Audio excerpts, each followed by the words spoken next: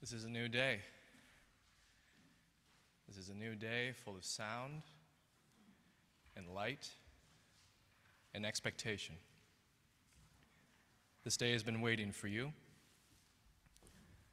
This day has been waiting especially for you, to embrace you, to guide you. This day has been waiting with open arms, just for you. This is the day we have been given. Let's not waste it. Come now and let us worship together. And please rise. Embody your spirit for our first hymn, which is in the gray hymnal, 299, Make Channels for the Streams of Love, 299.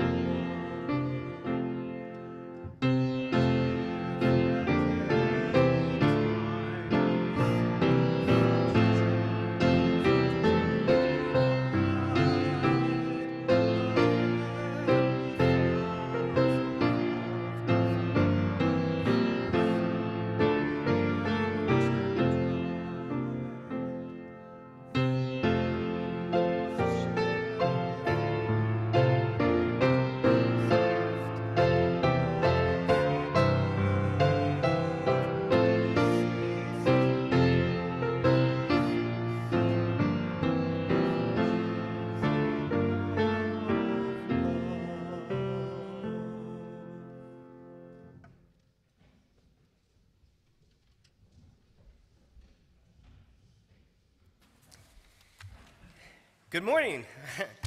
My name is Michael Condor. I'm filling in for Elaine this morning, and welcome to the United Universalist Church of Youngstown, UUYO for short.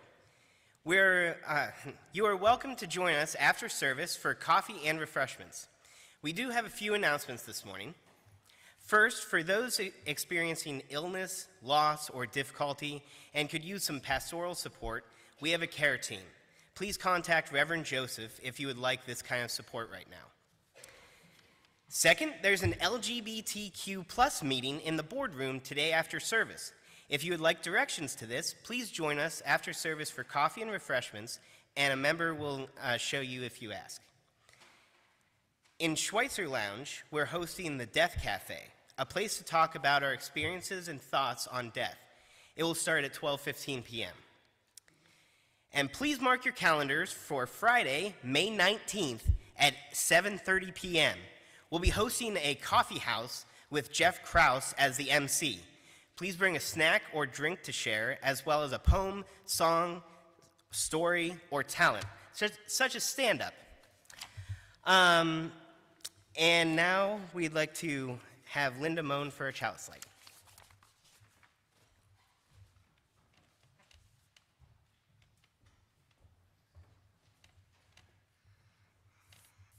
Good morning. I'm Linda Moan, and I coordinate the hospitality teams at UUYO. Today is a special day. It's the 10-year anniversary of the beginnings of UUYO's hospitality teams. Our team membership is currently at 40, and it's really way past time to recognize the service and support that all of you, all of these individuals, have continued to give to UUYO. The theme for this month at UUYO is creativity, and the hospitality teams are a wonderful example of creativity at its best. Creativity definitions come from many different perspectives and sources. One definition from Britannica, the ability to make or bring into existence something new, whether a new solution to a problem, a new method or device, or a new artistic object. Another definition, ability to see things from many different angles. But I like this one from Mary Lou Cook, author. Creativity is inventing, experimenting, taking risks, breaking rules, and having fun. I'd like to think that UUIO's hospitality are a combination of all these and more. Some of you who are relatively new to UUIO might be asking, what's the purpose of hospitality teams? I didn't even know there was one. What do they do? Well, quite simply, hospitality teams help to make people feel welcome, and they help to ensure that things run smoothly and efficiently on Sundays mornings. They're responsible for greeting, collection, and most importantly, or equally important, is the coffee hour and all the prep and afterwards. Teams create a sense of community and friendship, and it feels good to be involved with a group of people that are working towards the same goal. To me, UUIO has always been a welcoming congregation. Some of you probably already know this, but when I came to church, what drew me 11 years ago was this ad, and it was like this, and it was in a program actually at Stambaugh Auditorium, Opera Western Reserve. And what it said was, a joyful community, spiritually engaged, changing the world. UUIO, check it out on our website. Okay. But I remember when I first attended my first Sunday, how I felt a little nervous and, just alone. But afterward, how good it felt to feel so welcomed and then to be invited downstairs to coffee hour. But what I didn't realize or think about much was what was really going on behind the scenes, But as I started to come more regularly, I realized there was just a few people that seemed to be doing all the work all the time, being a greeter or making coffee or whatever. And it seemed they were tirelessly doing it every Sunday, and I guess signing up every Sunday at a time. And there was a few people, and they were kind of getting weary. So enter the hospitality team concept. I'd like to say we thought it up ourselves, but actually, because UUIO is filled with creative individuals, for sure. But the idea really came from another UUIO church in Muncie, Indiana. So the hospitality teams became a reality in 2013. Through one of our church leaders, Jan Schnall, she took the task on of the startup, the planning, the recruitment, the implementing, and it was a big deal, it really was. And she continued to serve as coordinator through the summer of 2014. Jan passed away, unfortunately, a few years ago, but she's still fondly remembered by, I know, a lot of you, including me. And thanks to her leadership and dedication, she laid the groundwork for a system that still has continued to thrive for the past 10 years. The concept is surprisingly simple. 3 to 4 teams, right now we have 3, each with 12 or more volunteers who take responsibility providing the essential services needed for Sunday mornings. These tasks include greeter, collection, making coffee, and overseeing all the coffee hour activities and cleanup. Each team turns on a monthly rotation basis. Rather than these duties falling to just a few, the responsibilities are shared with your team of 12 to 15 people. You do as much as you can, when you can, during the month your team is scheduled. And best of all is the feeling of community that evolves as you work alongside your team members. You share the tasks, you have each other's backs, and you have fun in the process. Currently, we have 3 teams with 13 members per team. But we're always in need of more members to help share the responsibility and perhaps to maybe once again going back to 4 teams instead of our current 3. So if you're looking for ways to be involved in the church, we would love to have you join a team. The commitment is small, but the rewards are large. UUIO's hospitality teams have successfully continued to play an important role and are an integral part of our church community. As one team member stated, I think the concept has worked beautifully. There will always be little bumps in the road to work out, but the effective word is TEAM. Together, everyone achieves more, and we do. I light this chalice to pay tribute to the UUIO hospitality team members that continue to give love, support, and life to our church community. Thank you.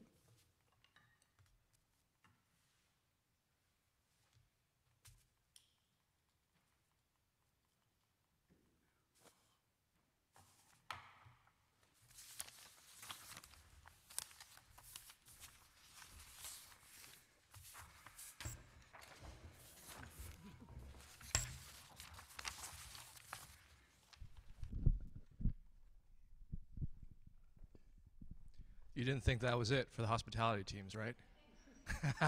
No, it's not. I would like to invite every member of the hospitality team to please come up. Don't be shy, just come up.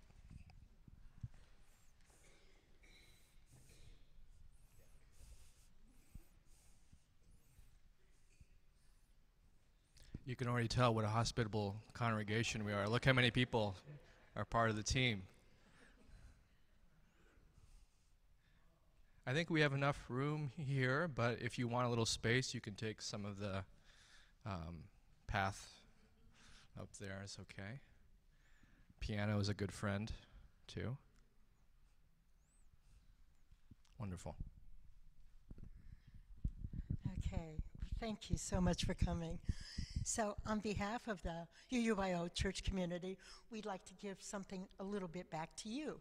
So in addition to the cake that's waiting for you down during coffee hour, right now, as I read your name, if you would come up, and I'm going to read everybody's name, but if you're present, come up and get a little token of our appreciation that's in the basket there. So I'm going to start with Team 1. Michael Condor.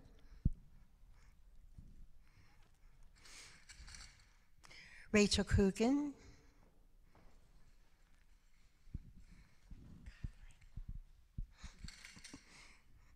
Gary Davenport.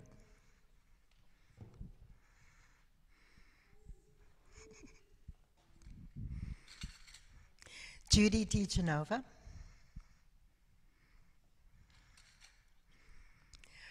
Ron Heinbaugh.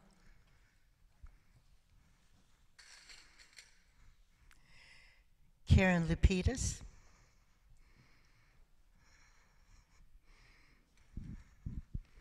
Sarah Lowry.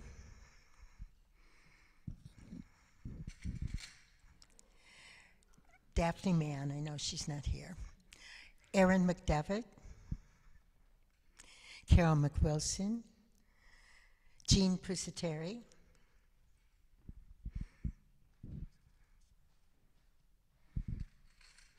And Randy Tullis.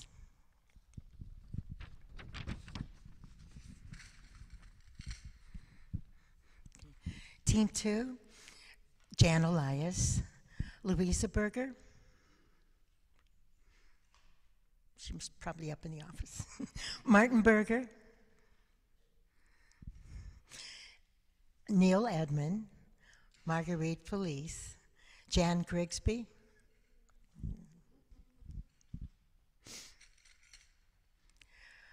Roger LaFontaine, Melanie Panella,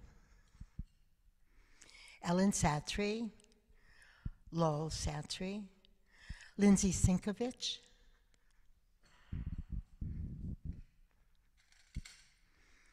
Sharon Stringer, and Gloria Wilkin.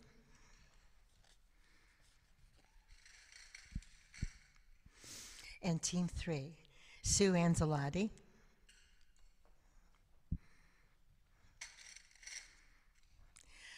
Julia Davis, Cheryl Elser, Galen Elser, Elaine Hayberger, Lenora Jones, Matt Jones, Sarah Lone, Jareen Stone,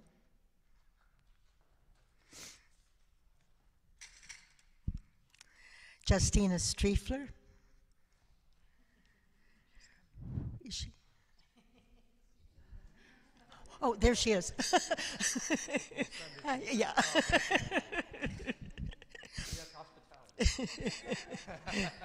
And Ryan Striefler. I don't know who's there. Brandy Wagner.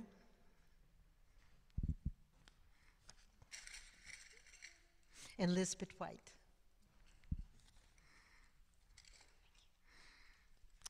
And I thank you again for all that you do. Don't leave yet because I'm a bit dramatic and like it. Can we all give a hand to our hospitality team?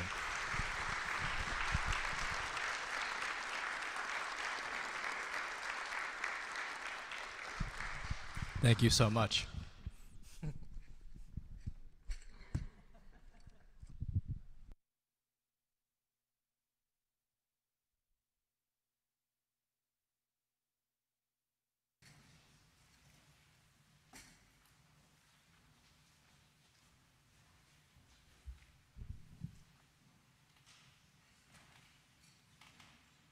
going to come turn the pages for me? You just sitting there staring at everybody else. Come on. So today's story is Thidwick the Big-Hearted Moose by none other than Dr. Seuss.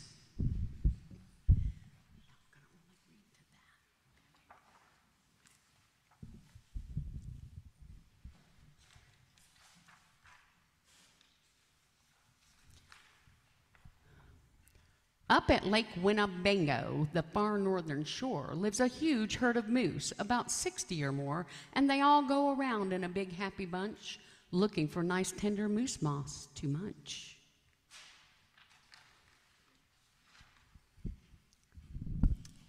Up at Lake Winnebago, one day, they were lunching, just strolling along and enjoying their munching, for the moose moss that day was especially fine, when it happened that Thidwick, the last moose in line, saw a bingle bug sitting. The bug called out, "Hey, it's such a long road, and it's such a hot day. Would you mind if I rode on your horns for a way?" "Of course not," smiled Thidwick, the big-hearted moose. "I'm happy. My antlers can be of some use. There's room there to spare, and I'm happy to share. Be my guest, and I hope that you're comfortable there." So the bingle bug picked out a nice easy seat, and the moose went on looking for moose moss to eat. Well, an hour or so later, the bug heard a squeak, and he heard the small voice of a tree spider speak. "I say," said the spider, "you've got a fine place. That moose seems quite friendly. He's such a nice face. If I got on too, do you think he would mind?" "Hop aboard," laughed the bug, "and I think that you'll find that the moose won't object. He's the big-hearted kind." "I accept," said the spider with joy and delight, and he started a web on the horn to the right.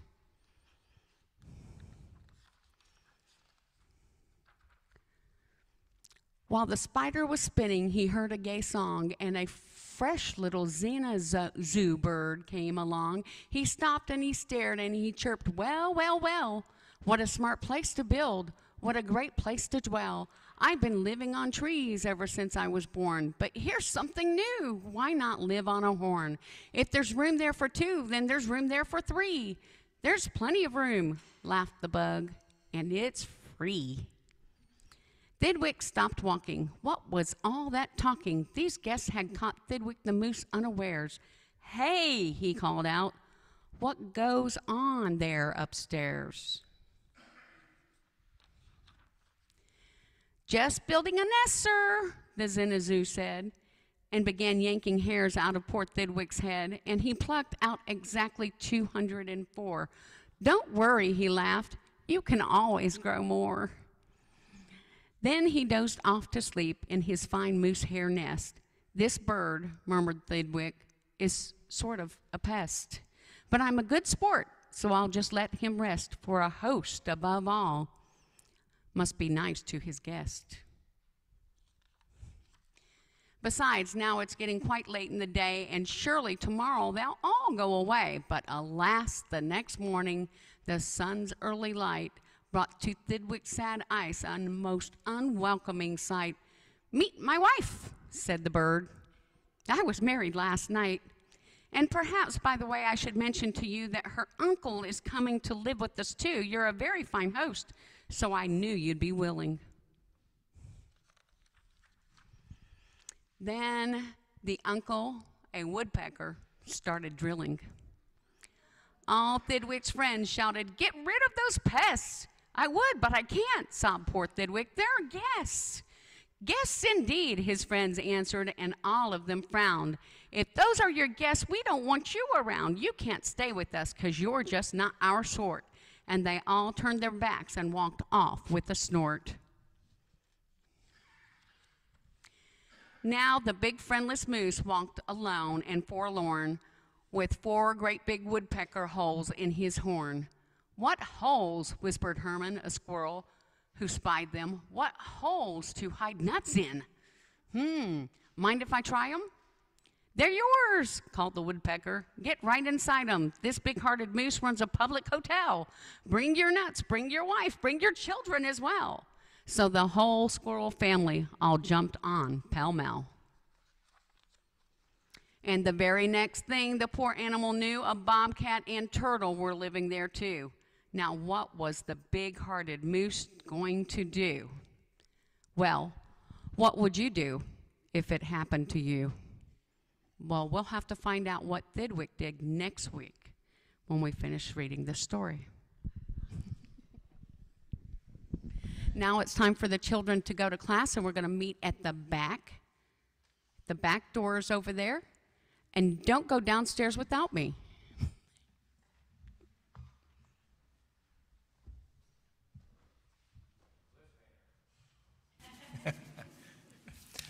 Please join me in reciting the covenant which is found inside your order of service. I'll give you a moment to open it up. It's right in the middle. Love is the spirit of this church, and service its law. This is our great covenant, to dwell together in peace, to seek the truth in love, and to help one another.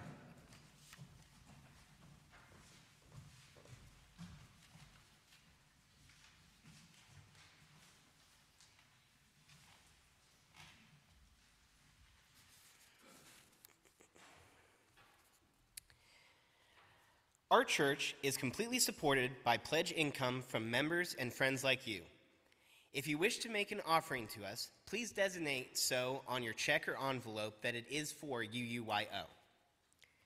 Our Giveaway the Plate recipient for May is the Urban Labyrinth Project. A labyrinth is an ancient tool used for meditation, prayer, and contemplation. The origins of the labyrinth dates back more than 5,000 years, and evidence of labyrinths can be found in Africa, India, Europe, North America, and South America. Youngstown is a city of beautiful green spaces. These spaces can be enhanced with meditative labyrinths to attend to the mind, body, and spirit of its citizens. Amid social trauma, racial injustice, pandemic fears, and anxiety, may we become a city focused on intentional wellness initiatives for the entire city, east, north, south, and west. A labyrinth will be built on each side of town by, for, and with the community. The ultimate goal of the Urban Labyrinth Project is to create a citywide coalition for peace, health, and wellness. We will now receive the offering that supports the life of Youngstown, the Mahoning Valley, and our wider world.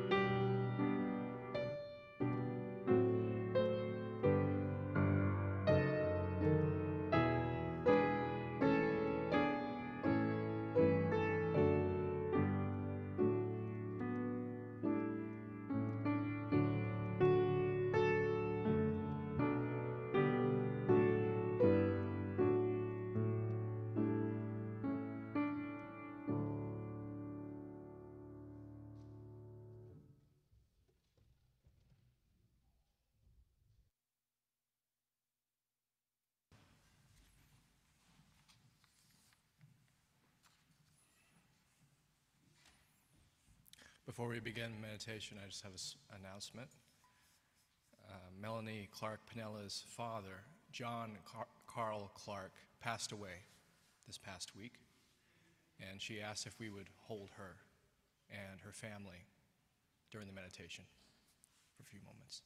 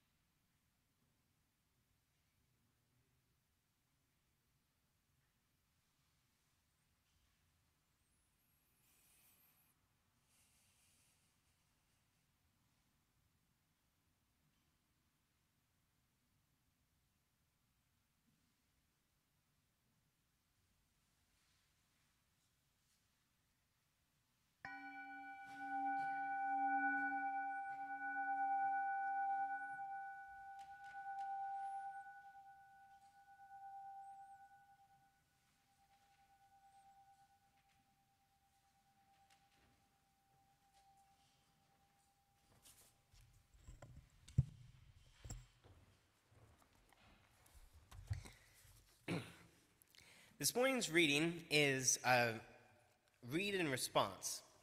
So if you'll open up your gray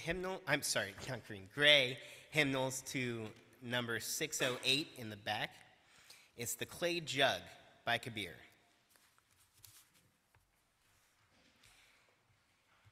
And first I'm going to read the regular text, and then everyone will join when the italicized text comes up. Inside this clay jug, there are canyons and pine mountains, and the maker of canyons and pine mountains together. All 7 oceans are inside, and hundreds of millions of stars. The acid that tests gold is there, and the one who judges jewels. And the music from the strings no one touches, and the source of all water. If you want the truth, I will tell you the truth. Friend, listen. The God whom I love is inside. And now I'm going to read it once more by myself, just so everyone can hear it clear. Inside this clay jug, there are canyons and pine mountains, and the maker of canyons and pine mountains. All 7 oceans are inside, and hundreds of millions of stars. The acid that tests gold is there, and the one who judges jewels. And the music from the strings no one touches, and the source of all water. If you want the truth, I will tell you the truth. Friend, listen. The God whom I love is inside.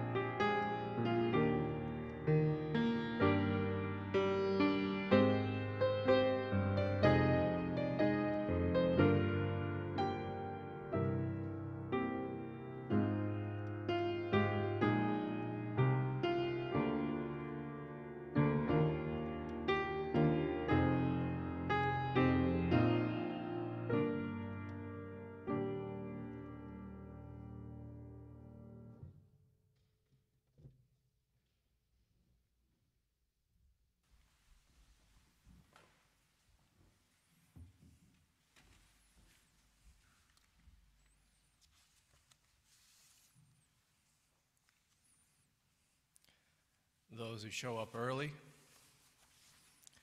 those who are downstairs getting things ready right now as the service is going, those who stay after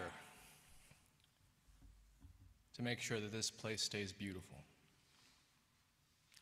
It's a team effort. Every time I come into this space, and I'm curious to talk with you who are newcomers in this space, I feel a real warmth in this space. There's a vibrant energy to this place that feels like consistent care over time. No frills, nothing showy, just consistent care, consistent welcome, consistent showing up for one another.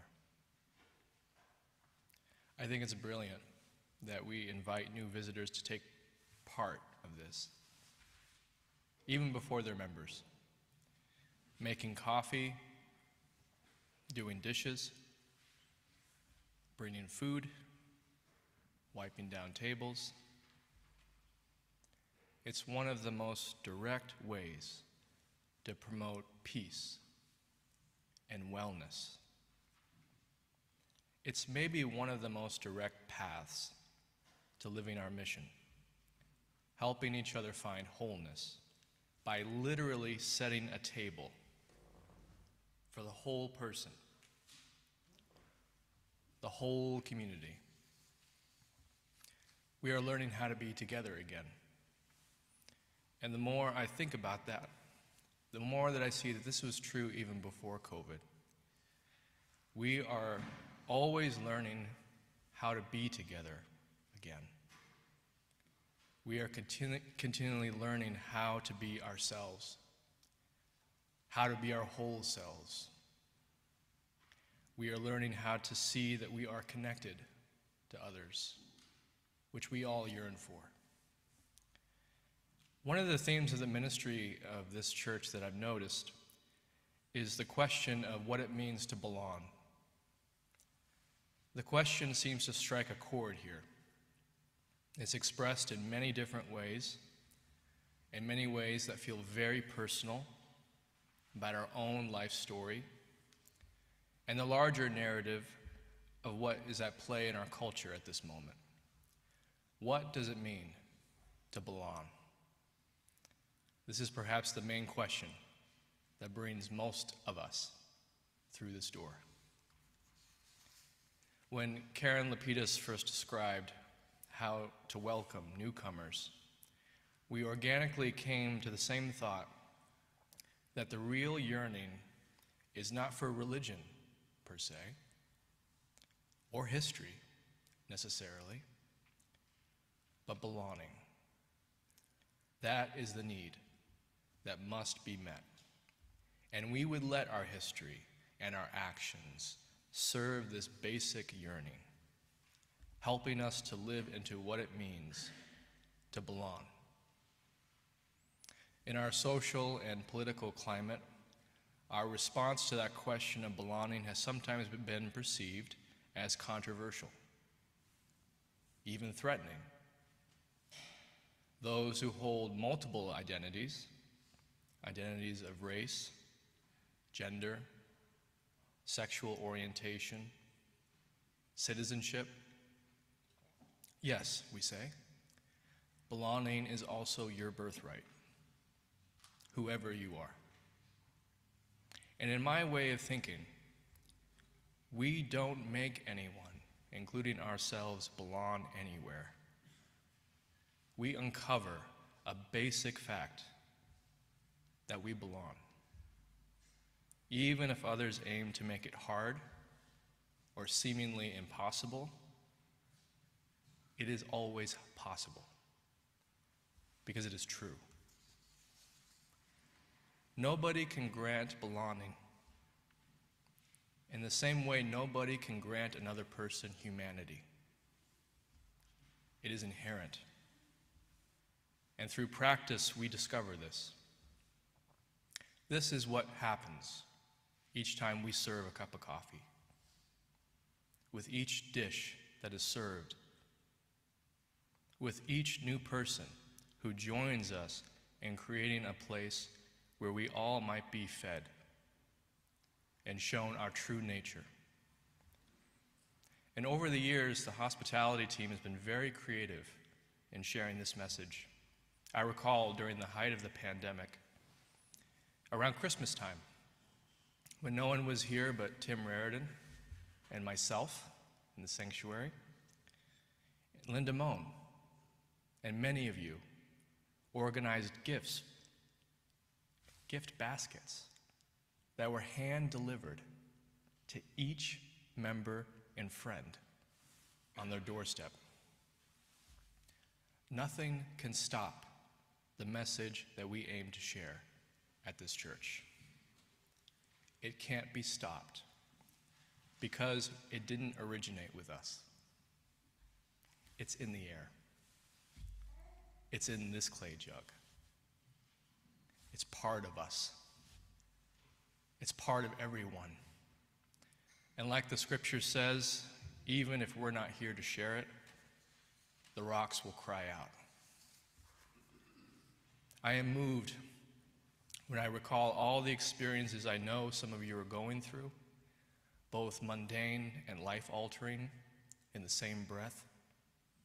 Loss, change, uncertainty, frustration, new paths. And I deeply appreciate our responsive reading the more times I read it to myself. It took me a few times to notice the title of the reading is called This Clay Jar, not The Clay Jar. This clay jar. And it made me think of the spirit of hospitality. This cup of coffee, not the cup of coffee. This table,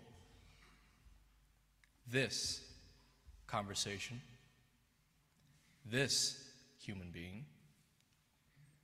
If you want to see the God I worship, you only need to notice this. This dirty dish, this friend, this delicious treat. The world is all there, and so are we. And that is a miracle, a mundane miracle.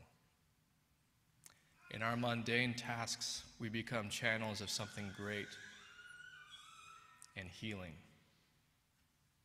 life-giving, all found in this. And I'm intimate with all the details of actually working on a team like this.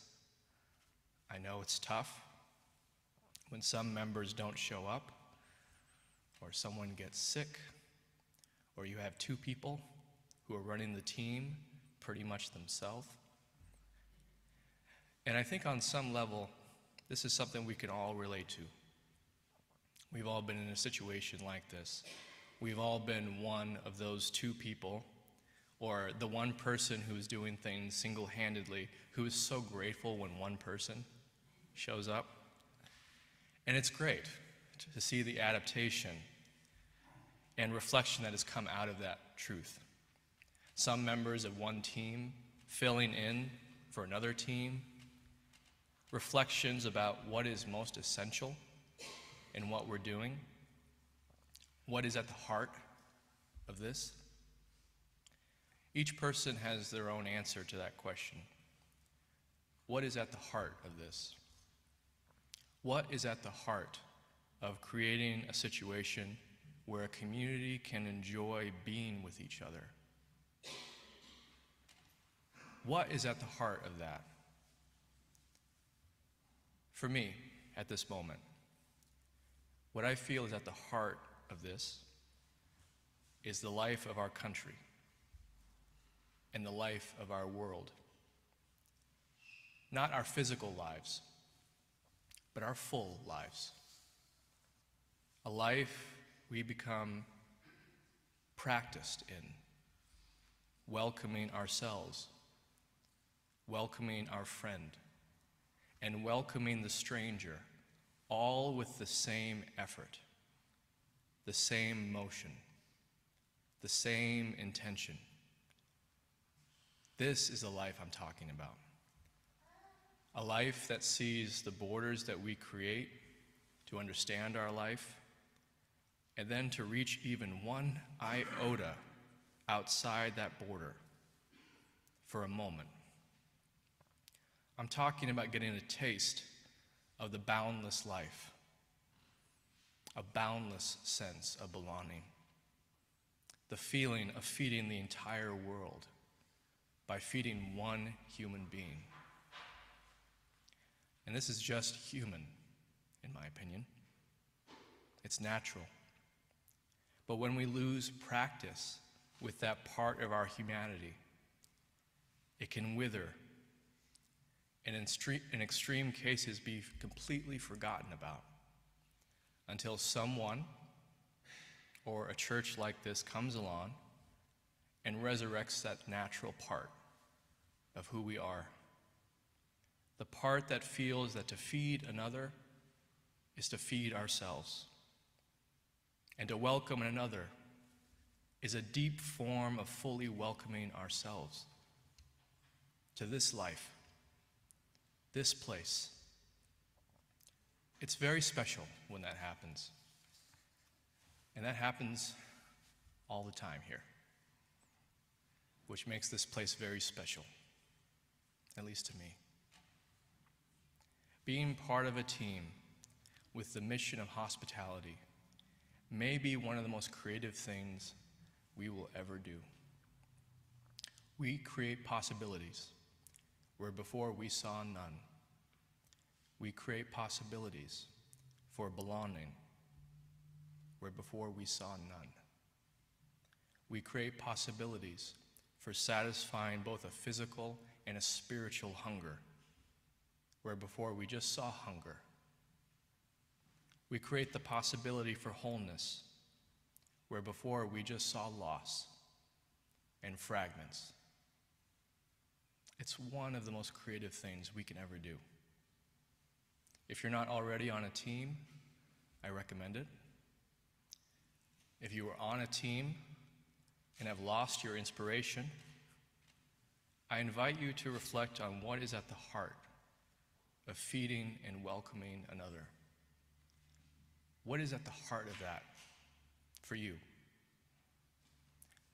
I can't think of anything outside our heart that is not included in offering this cup of coffee, this clean dish, this sweet treat. I can't think of anything outside of it.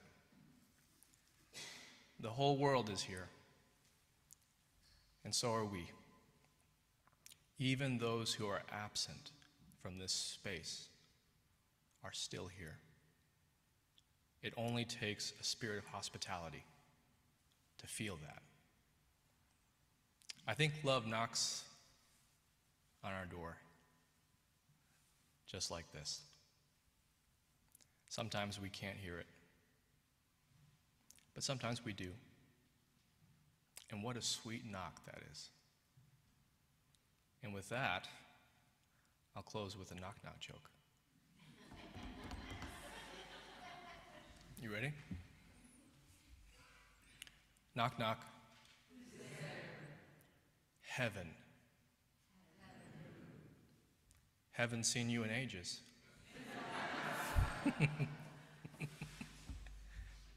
Meeting each other like this. Who knows?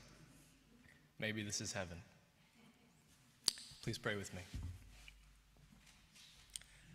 Spirit of love, I'm so grateful for this cloudy, calming, kind of moody day. It's beautiful. Please help us notice how the colors pop against the gray sky. Please help us to feel the warmth of this place, the warmth of community, and the fire of commitment. Please help us to welcome our friend and the stranger in the same breath, with the same motion, with the same intention, all part of the same life. All this we pray. Amen. Please rise in body or spirit for our closing hymn, which is in your teal hymnal, 1029. Love knocks and waits for us to hear.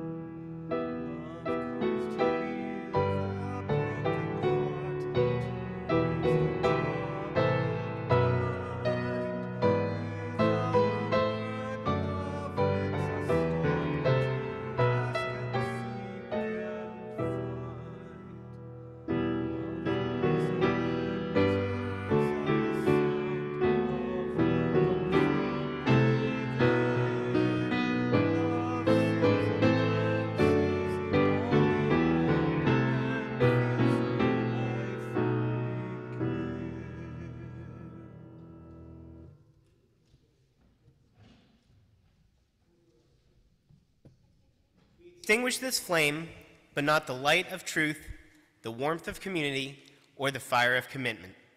These we keep in our hearts until we meet again.